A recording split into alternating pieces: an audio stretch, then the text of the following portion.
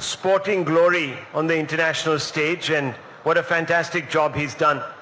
How many champions we are producing that make India proud. Let me begin with you, Mr. Thakur. Thank you very much for giving us time. I want to begin with this great story that is unraveling under your watch. All nations, when they want to project themselves on the international stage, do so first, usually with great impact on the athletic ground, on the sports field, in big sports gatherings. And India has now begun to push those buttons. How has this happened? What are the goals? Let me first thank you for inviting me for this session. Well, the session is named or titled as Winds of Change in New India. Ideally, I think it should be titled Storms of Change in Rising New India. Because New India started in May 2014, and moving on 8 years, it has shaped into Rising New India. As the vision or the initiative of Prime Minister Modi has started taking place, making India a rising new India in a gathering global gloom. Because there's a lot of challenges globally. At the same time, it was the COVID-19 pandemic. During that time, to ask your athletes to go outside India and train and also survive, then participate in Tokyo Olympics, it wasn't an easy task. Mirabai Chanu got injured.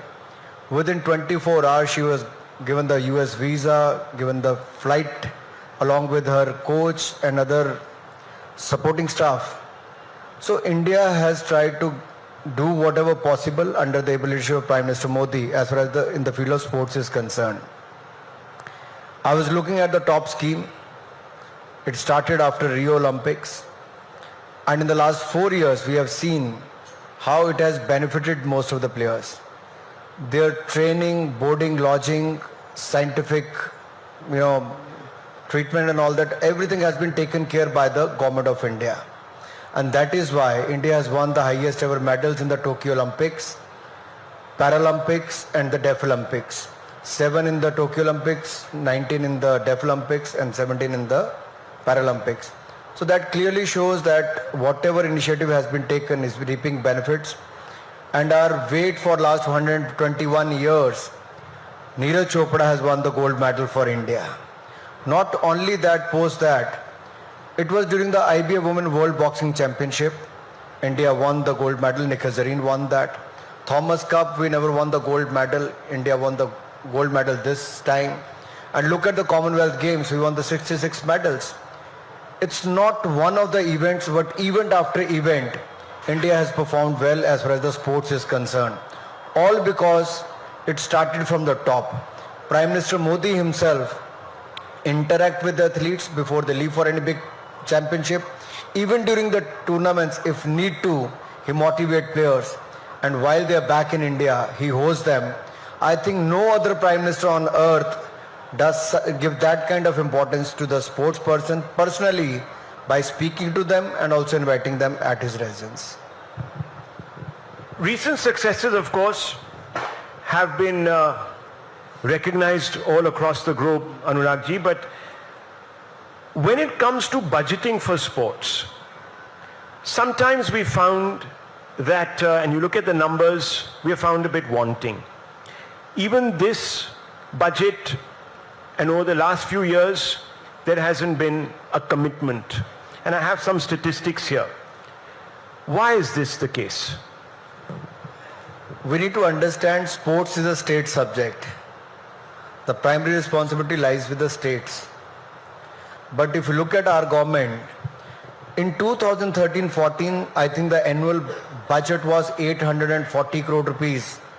And this year it was 2,400 crore rupees for the Youth Affairs and Sports Department. If you look at in 2013, I think the overall infrastructure projects in India was close to 560 crore rupees. Today it is at 2,700 crore rupees. So if you compare it with the UPA regime, it is 4 times to 5 times more. but then finally sports is a state subject. Apart than that, there are the private entrepreneurs also invest into that. Let's explore this, because while the sportsmen and of course the government has helped with their training, nutrition, etc., are bringing us great laurels on the international stage, our sports federations make news still for the very wrong reasons. Now, FIFA went ahead to ban the AIFF over election issues. That was later overturned, of course. But it just gives the impression that we're still stuck in an India that you have defined was not Naya India. An era much before 2014. We've had scandals in sports earlier as far as sporting bodies are concerned. Why is this a recurrent theme, and how does one move beyond this? You know, if you look at the International Olympic Committee, the Olympic Charter says that the sports bodies has to be autonomous. There shouldn't be any government interference. So we don't directly interfere into the day-to-day affairs of the sports bodies. They elect their office bearers, they elect their members, and they run on their own. We have a National Sports Development Code which they follow, and we have forced them to follow that. If you look at last 4 months, majority of the federations have followed the sports code, which never happened in the past.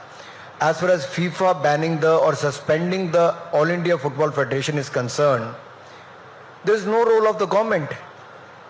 You know, the court appointed a committee of administrators who was supposed to hold the elections about 5 years back. They didn't do anything. That committee sat on the issue for good 4 years. When it took over as a minister, we approached the court that the election should be held at the earliest. It is the government of India who went to the court. So how can we onus on us? And it is the government of India who initiated with the FIFA to take all those measures which is required at the government level and at the federation level, so that the issue should be resolved. And I'm glad to say, in the minimum time, we have resolved the issue, and India has also hosted one of the most popular tournament, which is among the younger generation, is the Under-17 Women Football World Championship in Bhubaneswar, Goa and Mumbai. We did that. The suspension was revoked, new committee is elected, and they've hosted the tournament. It is one of the most successful tournaments as far as FIFA is concerned. The problem begins, many people say, is with politicians who think that sporting federations are their personal fiefs, and they end up turning them into little mini political akhadas. Do you think the time has come now to liberate these sporting federations from administrators who also double up as professional politicians? मुझे लगता है राहुल जी, आपको इसको दूसरे नज़रिए से देखना होगा. पहली बात तो, अगर एक पॉलिटिशियन या एक ब्यूरोक्रेट अगर पूरे देश के किसी भी डिपार्टमेंट को चला सकता तो खेल को भी चला सकता, उसमें कोई रुकावट नहीं होनी चाहिए. लेकिन क्या कोई कब्जा करके बैठा है? आपका, मुझे लगता है, ध्यान उस तरफ है. अब मान लीजिए all India football federation, Kalyan Choubey is a former football player. Now he is also elected representative MLA as well. So do you think he should be barred for contesting election? Roger Binney is heading the BCCI today. At one stage I was heading it. But when I took over the Himachal Pradesh Cricket Association president, I was not an elected representative in the year 2000. But do you think when I became MP I should have resigned out of that? मुझे लगता है case to case देखना चाहिए. क्या आपके आने से फायदा हुआ? अरुण जेटली जी DDCA के अध्यक्ष बने तो दिल्ली में कभी स्टेडियम नहीं था, एक सुंदर स्टेडियम बना के दिया. पवार साहब बने तो उन्होंने मुंबई में स्टेडियम बनाया. IS बिंद्रा ब्यूरोक्रेट बने तो मोहाली स्टेडियम बनाया. मैं पॉलिटिशियन नहीं था, लेकिन मैंने अपनी 26 साल की उम्र में दुनिया का सबसे खूबसूरत स्टेडियम बगैर सरकार के खर्चे के धर्मशाला में बना कर दिया.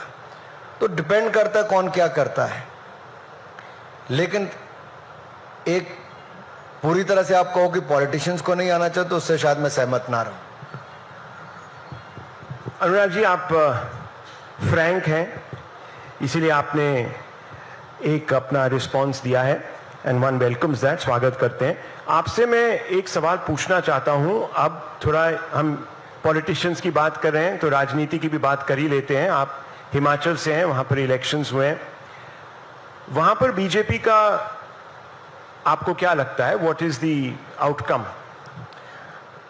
जो उत्तर प्रदेश, उत्तराखंड, मणिपुर, गोवा में हुआ, वहां फिर भाजपा की सरकार बनी और हिमाचल और गुजरात में भी फिर भाजपा की ही सरकार बनेगी, क्योंकि अच्छा काम जो डबल इंजन की सरकार ने किया है, हिमाचल प्रदेश का विकास हुआ है, राज्य की सरकार ने बहुत शानदार काम किया, इसलिए वहां पर वापस भाजपा की सरकार बनी। विपक्ष बोलता है कि कई स्कीम्स थी जो एल्डरलीज के लिए थी, वो स्क्रैप की गई, पुल बैक की गई, इसकी वजह से, और because of anti incumbency problems आपको फेस करने पड़े हैं। आपकी खुद की पार्टी में लोग एक किस्म से यूनाइटेड नहीं थे।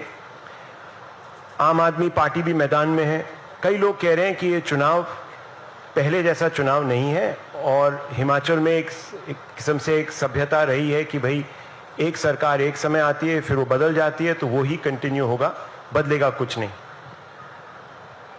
पता नहीं किसी भी चर्चा में आप एक पार्टी का नाम लेते हो।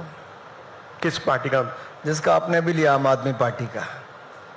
वो मीडिया की चर्चा में तो रहती है लेकिन जनता वोट नहीं देती है। नहीं, पंजाब में तो जीते थे, दिल्ली में जीते थे। उत्तर प्रदेश का मैं सह प्रभारी था चुनाव का। 403 सीटों पे अगर आम आदमी पार्टी चुनाव लड़ी तो कहीं जीतना तो दूर की बात, सब जगह जमानत जब्त होने का काम हुआ है।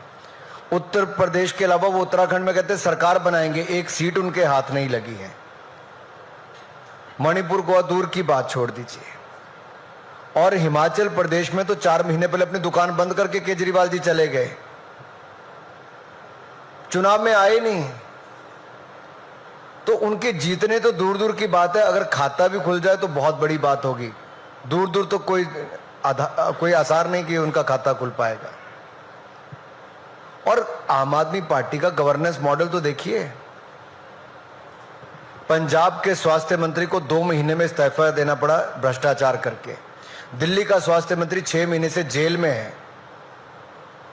और इनका जेल का मॉडल भी देख लीजिए, बीच में मसाज भी मिलती है, मौज भी करने को मिलती है, 5 स्टार का खाना भी मिलता है, मिनरल वाटर भी मिलता है, और न जाने और कितने वीडियो बाहर आएंगे अंदर क्या क्या चलता है।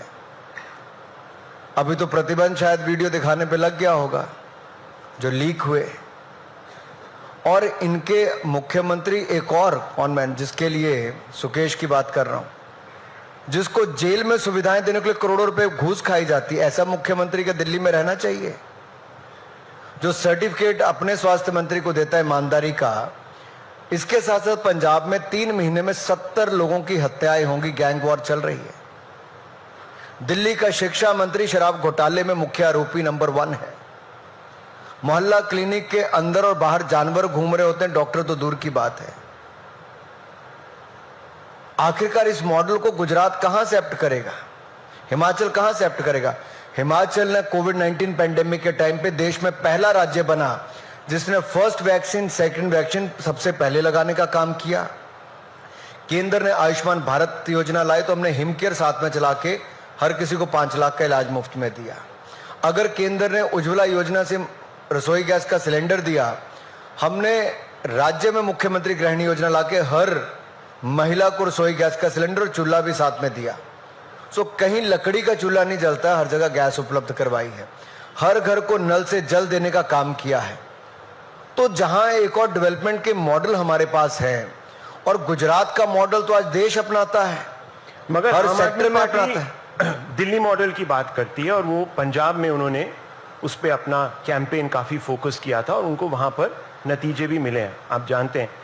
वो कहते हैं नतीजा यही है कि चुनाव होने के बाद राहुल जी 2 महीने के अंदर मुख्यमंत्री की सीट पर बाई इलेक्शन लोकसभा का हुआ, वो हार गए। ये तो है नतीजा, जनता ने बता दिया 2 महीने में कितनी खुश थी। केजरीवाल जी कहते हैं कि फोकस बीजेपी का रहता है, आप मीडिया को दोषी ठहरा रहे हैं, बीजेपी का रहता है, बीजेपी टेप निकालता है, बीजेपी हमारे मंत्रियों पर ईडी एक किस्म से releases the ED on our ministers, focus उनका है, दोषी कोई और रहते हैं। तो मुझे आप समझाइए, केजरीवाल जी जो कह रहे हैं कि भाई ईडी हर चुनाव के पहले सडनली एक्टिव हो जाती है। मैं चाहता हूं कि आप केजरीवाल जी के सारे पुराने वीडियो निकालिए, कब कब उन्होंने आरोप लगाए और कितनी बार माफी मांगी। यू टर्न लगाने वाला व्यक्ति है जी, जिसकी राजनीति की शुरुआत ही झूठ से हुई हो, जो करप्शन के अगेंस्ट कैंपेन चलाकर कहता हो नहीं नहीं मैंने तो राजनीति में नहीं आना है, लेकिन चंद महीनों के बाद राजनीति में आता है। बेटियों की कसम खाता है मैं राजनीति में नहीं आऊंगा, फिर कहते हैं मैं बड़ी गाड़ी नहीं लूंगा, मैं सुरक्षा नहीं लूंगा, मैं बड़ा बंगला नहीं लूंगा। बंगला भी लिया, 25 करोड़ का स्विमिंग पूल भी बनाया, सुरक्षा एक राज्य से नहीं 2 राज्यों से सुरक्षा भी ली है, और एक के बाद घोटाला उनके एक के बाद दूसरा मंत्री करता है। एक ऐसा मुख्यमंत्री जिसके पास एक भी डिपार्टमेंट 8 साल में अपने पास नहीं है और एक भी फाइल आज तक साइन नहीं की। आप में से कितने सीईओस ऐसे होंगे, एमडीज ऐसे होंगे जिसने आज तक कोई फाइल साइन ना की हो, जिसके पास कोई अपनी रिस्पॉन्सिबिलिटी ना हो? क्या ये मॉडल चाहिए देश को? हम तो दूसरा मॉडल कहते हैं, ईमानदारी का। हमने 8 साल पहले कहा था 2014 में कि भ्रष्टाचार मुक्त शासन देंगे, सुशासन युक्त सरकार देंगे, गरीबों का, महिलाओं का, वंचित का कल्याण करेंगे। आज मैं कह सकता हूं आपके शो पर, इस समिट पर, 8 साल में भ्रष्टाचार मुक्त शासन किसी ने देश में दिया है तो नरेंद्र मोदी जी की सरकार ने दिया। 1 रुपए का घोटाले का आरोप नहीं लगा है। और देश की अर्थव्यवस्था को दुनिया में कोविड के टाइम पे भी दुनिया की 5वीं सबसे बड़ी अर्थव्यवस्था बनाने का काम किया। हमारी डायरेक्ट कलेक्शन जो है, जिसको आप income tax, corporate tax collection कहते हैं, वो पिछले साल से 30% ज्यादा है।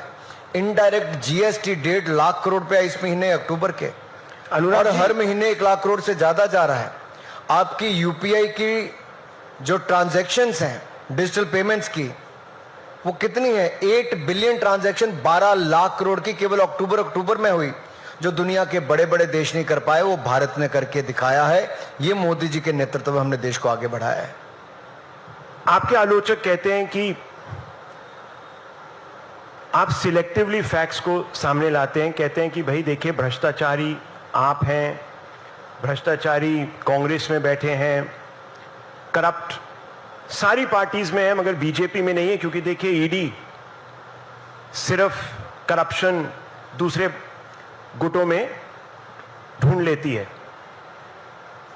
वो कहते हैं कि ये सब एक बहुत क्लेवर स्ट्रैटेजी है जहां ईडी अपनी करप्शन दबाती है, यानी बीजेपी की जो पार्टी में जो करप्ट लोग हैं उनके अगेंस्ट केस थम जाते हैं, और जब वहां के नेता हमारी पार्टी में आते हैं यानी बीजेपी की पार्टी में आते हैं तो वो केस बंद हो जाते हैं। राहुल जी, इतना लंबा सवाल पूछने की जरूरत नहीं। 0.5% कन्विक्शन रेट है। मैं आसान उत्तर दे देता हूं। अगर आम आदमी पार्टी के पंजाब के स्वास्थ्य मंत्री भ्रष्ट नहीं थे तो 2 महीने में इस्तीफा क्यों दिया? अगर आम आदमी पार्टी के दिल्ली के स्वास्थ्य मंत्री भ्रष्ट नहीं थे तो 6 महीने से जेल में बैठ के मसाज क्यों करा रहे? बाहरी मसाज करा लेते। क्यों करवा रहे हैं? और कौन सा 8 साल में, मुझे आपके सामने खुली सभा में पूछता हूं आपसे, आपकी समिट पे एक आरोप बताइए मोदी सरकार पे किसने लगाया भ्रष्टाचार का? आप बताइए ना, आप तो रोज शो करते हैं। कई लोग करते हैं। आप तो जानते हैं कि राहुल गांधी ने एक कैंपेन ही शुरू कर दिया था 2018 में, चौकीदार चोर है, सीधा आरोप प्रधानमंत्री पे लगाया उन्होंने। कहने की बात यह है कि बोला काफी जाता है, बोलते हैं जैसे बंगाल में बोलते हैं कि वहां पर जो करप्ट लीडर्स थे जिनके खिलाफ सीबीआई और ईडी इन्वेस्टिगेट कर रही थी, जब वो टीएमसी में थे, जब बीजेपी में आ गए तो धुल गए वो। मैं धन्यवादी हूं, आपने याद करवाया। राहुल जी ने कहा चौकीदार चोर है, तो देश की जनता ने उसके 4 महीने के बाद जवाब दे दिया। राहुल गांधी ने 282 सीट से जिताया था 2014 में, 303 सीट के साथ पहले से ज्यादा जिताया 2019 में। तो लोकतंत्र में लोग जवाब देते हैं, तो उन्होंने दे दिया। केवल कहने से चौकीदार चोर नहीं होता है जी। और अगर आप ये कहेंगे जिन्होंने भ्रष्टाचार किया उनके खिलाफ ईडी कार्रवाई ना करे, तो हम तो 2014 में कहकर आए थे कि भ्रष्टाचारियों के खिलाफ कड़ी कार्रवाई करेंगे। आज स्वतंत्र जांच एजेंसियां, इंडिपेंडेंट एजेंसी जो है, प्रोब एजेंसीज, वो अपना काम कर रही हैं, इस पे किसी को होना नहीं। और राहुल गांधी जी जो यात्रा चला रहे हैं, उस यात्रा में कौन चल रहा है? राहुल जी। कहने के लिए भारत जोड़ो यात्रा है, लेकिन जो टुकड़े टुकड़े करने के भारत के सपने देखते हैं, जो पोस्टर चिपकाते हैं country without a post office, एक ऐसा देश जिसका नामो निशान मिट जाए, वो उस यात्रा का हिस्सा होते हैं। जो देश के विकास में एनजीओ के माध्यम से चल के अवरोध पैदा करते हैं और बार बार विकास का विरोध करते हैं, क्या वो लोग भारत को जोड़ेंगे? भारत को जो लोग केवल कुछ राज्यों का समूह मानते थे, क्या वो लोग भारत जोड़ो यात्रा चलाएंगे? मोदी जी ने तो भारत छोड़िए, दुनिया को एक करने की बात कही है, वसुधैव कुटुंबकम, वन वर्ल्ड वन फैमिली, और one world one family one grid, यहां तक भी बात की। इंटरनेशनल सोलर अलायंस की बात हो, COP 21, COP 26 में ग्लोबल लीडरशिप देने की बात हो, आज दुनिया के बड़े बड़े मंचों पर भारत को बुलाया जाता है और भारत वहां नेतृत्व देने का काम करता है। और आजादी के 75वें साल में अगर G20 की प्रेसिडेंसी भी किसी को मिली है, तो हमारे भारत को सम्मान वो मिला है इस साल G20 की प्रेसिडेंसी का। आपने भारत जोड़ो यात्रा की जिक्र की और बोलो कि वहाँ पर भारत तोड़ो जो समुदाय है वो राहुल गांधी के साथ चल रहा है। कई लोग ये भी कहते हैं कि भारतीय जनता पार्टी में ऐसे नेता हैं जो ऐसे बयान करते हैं, they make statements which are highly divisive, polarising, और कई एग्जाम्पल्स हैं। वो क्या कर रहे हैं? नहीं, बयान देते हैं कि जो तोड़ने वाले उनको साथ में लेके चलते हैं? नहीं, बयान देते हैं। आप खुद ही जानते हैं कि कुछ महीने पहले एक भारतीय जनता पार्टी की प्रवक्ता थी, एक और शख्स थे, उनको पार्टी से बर्खास्त किया गया था, केसेस भी लगे हुए हैं। उससे पहले कोई और भी नेता हैं, नाम आप जानते हैं, दिल्ली के कोर्ट कई कार्रवाई नेता हैं। भी करता है, उसके ऊपर कोर्ट में केसेस भी चल रहे होंगे, बहुत सारे सब जुडिस भी होंगे, वहां पे कार्रवाई भी होती है, कई इलेक्शन कमीशन कार्रवाई करता है। लेकिन जो खुले में देश को टुकड़े टुकड़े करने के नारे लगाते हैं, बैनर लगाते हैं, पोस्टर चिपकाते हैं, सोच ऐसी रखते हैं, जिनके साथ आप कभी दूर तक का अपना संबंध नहीं बताते थे, आज अपनी पार्टी में शामिल करके भारत जोड़ो यात्रा पर निकल जाते हो। देखिए, कुछ लोगों के लिए लॉन्च पैड रहे अपने नेता को लॉन्च करने का या रीलॉन्च करने का। आज भारत में प्राइवेट एंटरप्रेन्योर को भी रॉकेट लॉन्च करना हो, सैटेलाइट लॉन्च करना, जो कल तक सोच नहीं सकते थे, आज भारत में वो भी संभव करवा कर दिखाया, तो मोदी सरकार ने करवाया है। जब से कुछ हफ्ते पहले इसी देश में, पहले स्पेस सेक्टर तो खुला नहीं था, अब खुला तो उसका फर्क देखने को मिलता है। डिफेंस मैन्युफैक्चरिंग खुली नहीं थी, तो उसमें आपको बदलाव दिखता है कि कैसे एयरक्राफ्ट भी बनते हैं और कैसे अब जो बाकी डिफेंस इक्विपमेंट है वो 300 से ज्यादा आइटम्स हिंदुस्तान में बन रही है। अब हम आयात पर निर्भर नहीं है, निर्यात करने की दिशा में भी आगे बढ़े हैं। आप कंट्री की इमेज की बात कर रहे हैं इंटरनेशनली। कई लोग कहते हैं कि हमारी इमेज पर धब्बे लगने शुरू हुए हैं। फ्रीडम इंडेक्स फॉर एग्जांपल, उस पे जो हमारा दर्जा है वो कम होते दिख रहा है। आपकी सरकार से जो प्राइम मिनिस्टर के इकोनॉमिक एडवाइजर हैं सान्याल साहब, उन्होंने एक आर्टिकल भी लिखा है कुछ दिन पहले, जहां पर उन्होंने मेथोडोलॉजी को चैलेंज किया, फ्रीडम हाउस मेथोडोलॉजी की। मगर कई अंतर्राष्ट्रीय जर्नलिस्ट भी हैं, एनालिस्ट भी हैं, एकेडमिक्स भी हैं, बुद्धिजीवी जिनको कहा जाता है, वो भी हैं, कहते हैं कि भाई भारत में आज की डेट में इतनी नफरत की आग फैली हुई है कि यहाँ पर स्थिरता पर अब असर पड़ने लगा है। You are in the INB ministry, sir. Quite often, the job of communicating the government's position and fighting some of these fires that are lit internationally comes to you. How do you respond to this criticism? New York Times, Washington Post, several international magazines, the Time magazine, constantly talk about this image problem. Is it a challenge? Is it propaganda? Is it a concoction? If so, why?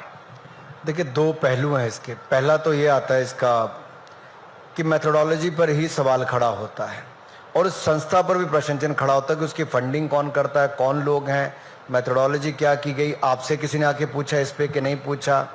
क्या times group से भी बात हुई, किसी और channel से पूछा गया?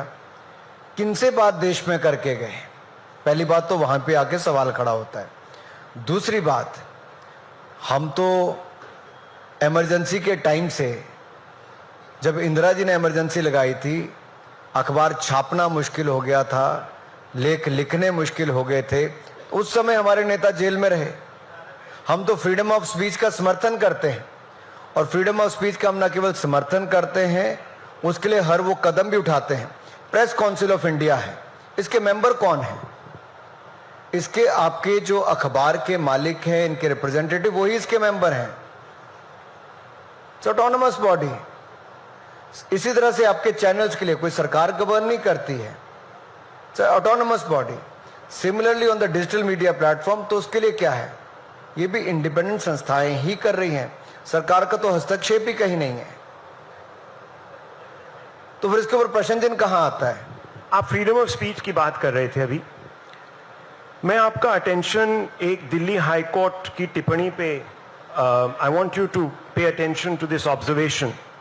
Pending further consideration, court directs respondents 5 to 9, which are media organizations, to ensure that all the broadcasts that are carried in respect to a case, it's a case involving the one that you just mentioned, the liquor scam, alleged liquor scam in Delhi, are in tune with any official press releases that may be issued either by the CBI or ED and comply with the directives which govern.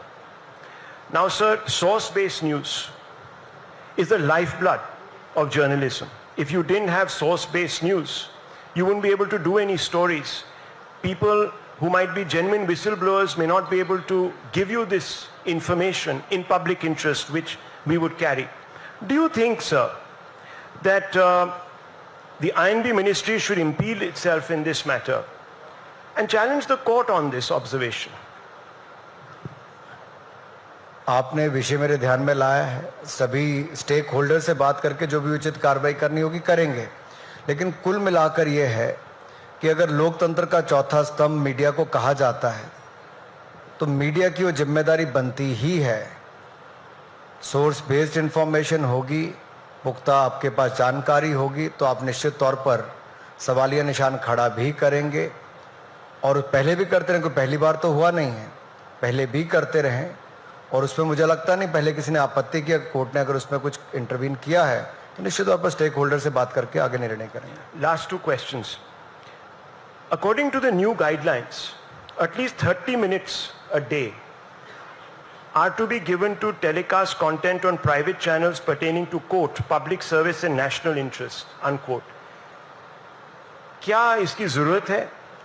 Or secondly, should the government be telling private channels what kind of content they should be running? नहीं, corporate social responsibility के नाते as a nation और आपको एक media के नाते 30 minute आपको तय करना है कब कब आप चला सकते हैं. और अगर देश को कुछ इन्फॉर्मेशन देने के लिए, जागरूकता करने के लिए आप करते हैं, स्वच्छता अभियान से लेके फिट इंडिया से लेके कुछ भी हो सकता है, नशा मुक्त भारत करने के लिए कुछ भी, आपके ऊपर निर्भर करता है कौन कौन से एरिया पे आपको करने हैं. तो 30 मिनट मुझे लगता नहीं कोई बहुत ज़्यादा समय होना चाहिए. Voluntary guidelines slightly different. But Anurag ji, let's और talk उसमें about सरकार films. नहीं कह रही कि ये चलाइए वो चलाइए, वो आपको ही तय करना है क्या चलाना है. So you think as part of corporate social responsibility it is okay, but many people say that we should not be dictating, government should not be dictating to channels what they should run, what time, how much duration, etc., etc. Are you, आप सहमत हैं उस criticism से या आप सोचते हैं कि वो ज़्यादा एक्सट्रीम है व्यू? देखिए, हम तो पहले ही जहां रेगुलेट करने की बात है कहीं नहीं कर रहे. आप तो सेल्फ रेगुलेशन पर हो. तो सरकार तो मीडिया को कहीं डिक्टेट करती ही नहीं है, चाहे प्रिंट, इलेक्ट्रॉनिक या डिजिटल मीडिया, तीनों में ही आप सेल्फ रेगुलेशन मोड पे, तीनों ही. जहां तक ये बात है, बहुत सारी ऐसी जानकारियां हैं, मान लीजिए कहीं पर आपात की स्थिति है तो वहां पर आपको जानकारी देनी, तो क्या मीडिया का दायित्व नहीं बनता कि आप उसकी जानकारी दे पाए? आपके उसके अंदर आएगा. कहीं स्वच्छता कैंपेन है, कहीं ड्रग्स को मुक्त करना है, फिट इंडिया से लेके कुछ और भी कैंपेन हो सकता है। और बहुत सारे चैनल्स आपके अभी भी करते हैं, ऐसा नहीं कि नहीं करते, अलग अलग इनिशिएटिव चलाते हैं, लेकिन कुछ नहीं करते तो शायद वो भी करना शुरू कर देंगे। Talking about film festival which is going on as we speak, soft power is an important component of India's global outreach.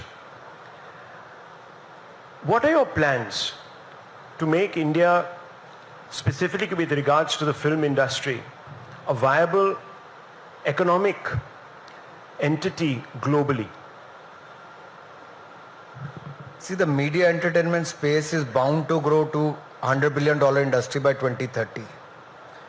And if you look at the annual growth of OTT platforms itself is about 28%.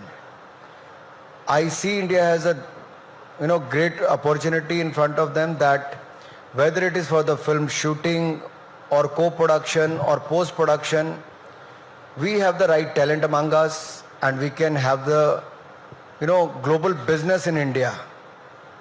And we have pitched that at Cannes Film Festival and recently at the International Film Festival of India in Goa.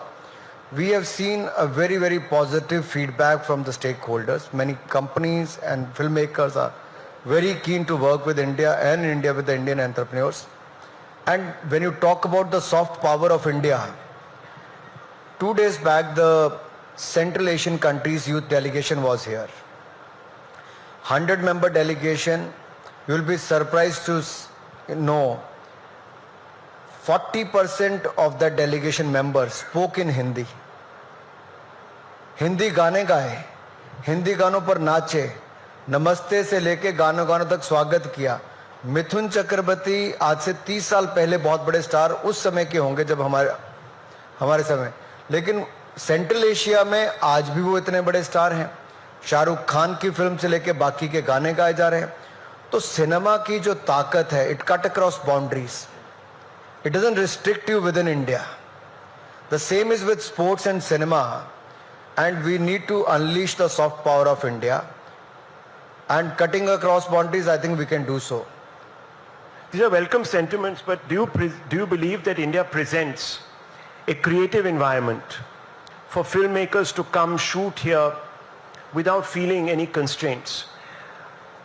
Quite often we see certain groups imposing their will, for a lack of better word, on the creative expression of directors.